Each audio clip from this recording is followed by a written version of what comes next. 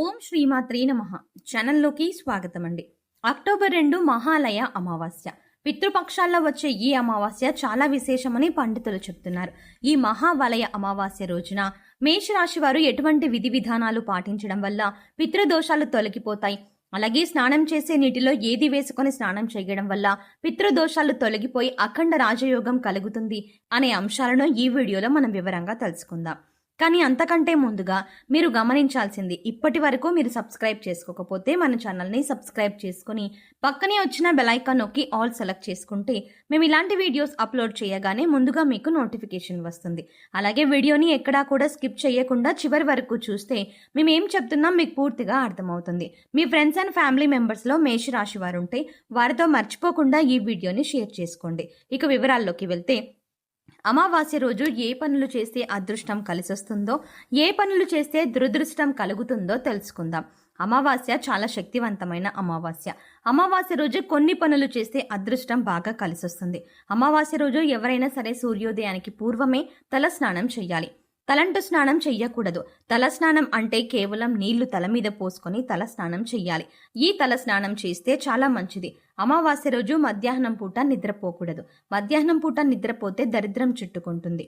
భాద్రపద మాసంలో బహుళ పక్షాన్ని మహాలయ పక్షం అని అంటారు, లేదా పితృపక్షం అని పెద్దల రోజులని కూడా పిలుస్తారు. ఈ రోజు మీరు పెద్దలు అమావాస్య లేదా మహాలయ అమావాస్య అంటారు. ఈ మహాలయ అమావాస్య రోజు పూర్వీకులకు అంటే మరణించిన పెద్దవాళ్లకు కొన్ని విధి విధానాలు పాటించవలసి ఉంటుంది. ఈ విధి విధానాలు పాటించడం వల్ల వాళ్ళ అనుగ్రహంతో తరతరాలకు అష్టైశ్వర్యాలు కలుగుతాయి. అంతేకాదు, మీ జాతకం ఏవైనా పితృదోషాలు పితృశాపాలు అన్నీ కూడా ఉంటే తొలగిపోతాయి. మీ ఇంట్లో మరణించిన పెద్దవాళ్ల ఫోటోలను దక్షిణం వైపు పెట్టాలి. ఈ ఫోటోకి గంధం కుంకుమ పెట్టి ఫోటో దగ్గర దీపం పెట్టాలి. ఆ ఫోటోలకి పువ్వులు పెట్టి అలంకరించండి. వారికి ఇష్టమైన పదార్థాలు వండి నైవేద్యం పెట్టాలి. ఇక వీరికి నైవేద్యంగా పెట్టిన ఆ ప్రసాదాన్ని మీరు తినాలి. ఇలా చేయడం వల్ల మీ పెద్దలు సంతోషించి మీ మనసులో కోరికలు నెరవేరుస్తారు. మీకు అష్టైశ్వర్యాలు భోగభాగ్యాలు కలుగుతాయి. అలాగే మీ ఇంటి యజమాని మరణించిన పెద్దలను తలుచుకుంటూ తర్పణం ఇస్తే మంచిది. ఇక ఈ తర్పణం ఎలా ఇవ్వాలి అని చూసుకున్నట్లయితే, ఇంట్లో కానీ ఇంటి బయట కానీ దక్షిణ వైపుకు తిరిగి నీళ్లలో కొన్ని నల్ల నువ్వులు కలిపి కుడి చేతి చూపుడు వేలు బొటన వేలు మధ్య నుంచి నువ్వులు కలిపిన నీళ్ళని ఒక ప్లేట్లోకి వదిలిపెట్టాలి. దీన్ని తర్పణం అంటారు. ఇలా తర్పణం వదిలేటప్పుడు మరణించిన మీ పెద్దల పేర్లను తలుచుకోవాలి. ఇలా తర్పణం వదిలిన నీటిని మొక్కల్లో వదిలేయాలి.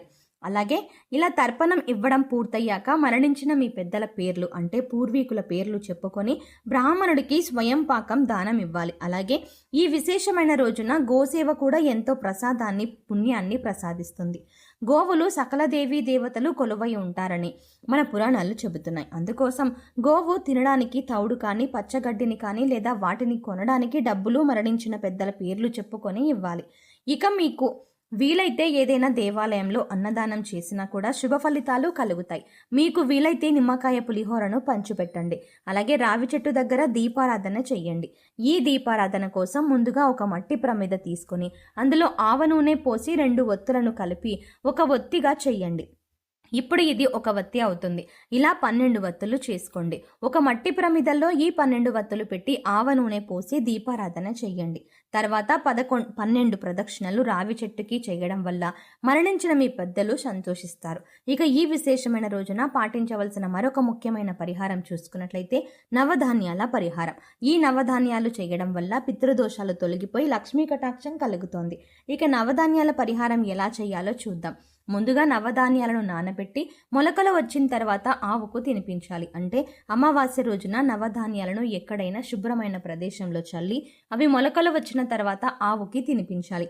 అలాగే మరొక చిన్న పరిహారం చూసుకున్నట్లయితే, ఈ విశేషమైన రోజున బార్లీ గింజలను తీసుకుని వాటిని పాలతో తర్వాత నీళ్లతో కడిగి పారే నీళ్లలో వదిలిపెట్టాలి.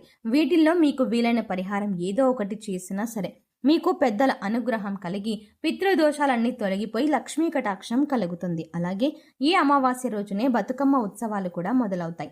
రకరకాల పుష్పాలు తెచ్చి బతుకమ్మను తయారు చేసి దాని మీద ఒక తమలపాకు ఉంచి పసుపు ముద్దతో గౌరీదేవిని చేసి గౌరీశ్వరుణ్ణి మనం భావించి అక్షింతలతో పూజ చేసి బతుకమ్మ చుట్టూ ప్రదక్షిణలు చేస్తారు. ఇలా చేయటం వల్ల గౌరీదేవి యొక్క అనుగ్రహం కూడా మీకు కలుగుతుంది. అమావాస్య రోజు ఎడమ కాలికి నల్లదారం కట్టుకుంటే ఎదుటి వాళ్ళ ఏడుపులు ఏవి మీ మీద పనిచేయవు, దిష్టి ఉండదు, నరపీడ ఉండదు, శత్రుబాధలు తొలగిపోతాయి. ఎడమ కాలికి నల్లదారం అమావాస్య రోజు కట్టుకోవాలి. అలా కట్టుకున్నట్లయితే మీకున్నటువంటి దిష్టి దోషం మొత్తం తొలగింపజేసుకోవచ్చు.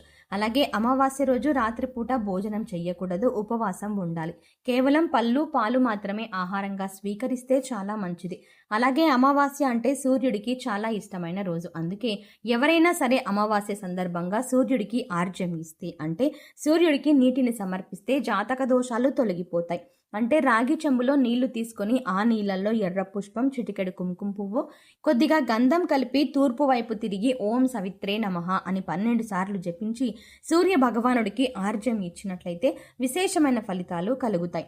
అమావాస్య సూర్యనారాయణ మూర్తి పుట్టినరోజు కాబట్టి సూర్యుడి అనుగ్రహం వల్ల సకల శుభాలు కలుగుతాయి. అలాగే అమావాస్య రోజున బకెట్ నీటిలో ఏది వేసుకుని స్నానం చేయడం వల్ల మీలో ఉన్న నెగిటివ్ ఎనర్జీ తొలగిపోతుంది. అలాగే ఈ పదార్థాల్లో బకెట్ నీటిలో ఎందుకు కలుపుకోవాలి అనే అంశాలను ఇప్పుడు తెలుసుకుందాం. ఇక ఇంతటి విశిష్టమైన మహాలయ అమావాస్య రోజు ఈ రాశి వారు ఉదయాన్నే నిద్రలేచి చక్కగా స్నానం చేయండి. అలాగే స్నానం చేసే నీటిలో కొద్దిగా రాళ్ల ఉప్పు అలాగే కొద్దిగా పసుపు వేసుకొని స్నానం చేయండి. ఈ పదార్థాలు అన్నీ కూడా మీలో పాజిటివ్ ఎనర్జీని పెంచుతాయి, మీ చుట్టూ ఉన్న నెగిటివ్ ఎనర్జీని తీసేస్తాయి. ఈ పదార్థాలను నీళ్ళల్లో కలిపి స్నానం చేయడం వల్ల పితృదోషాలు, శాపాలు అన్నీ తొలగిపోతాయి. మీరు స్నానం చేసే నీటిలో చిటికెడు పసుపు వేసుకొని స్నానం చేయడం వల్ల స్వచ్ఛత లభిస్తుంది, ఒంట్లో ఉండే నెగిటివ్ ఎనర్జీ అంతా తొలగిపోతుంది. ఇక రెండో పదార్థం మనం నీళ్ళల్లో కలిపింది రాళ్ల ఉప్పు. రాళ్ల ఉప్పు అంటే లక్ష్మీదేవికి ఎంతో ఇష్టం. ఇలా రాళ్ల ఉప్పు వేసుకొని స్నానం చేయడం వల్ల లక్ష్మీ కటాక్షం కలుగుతుంది.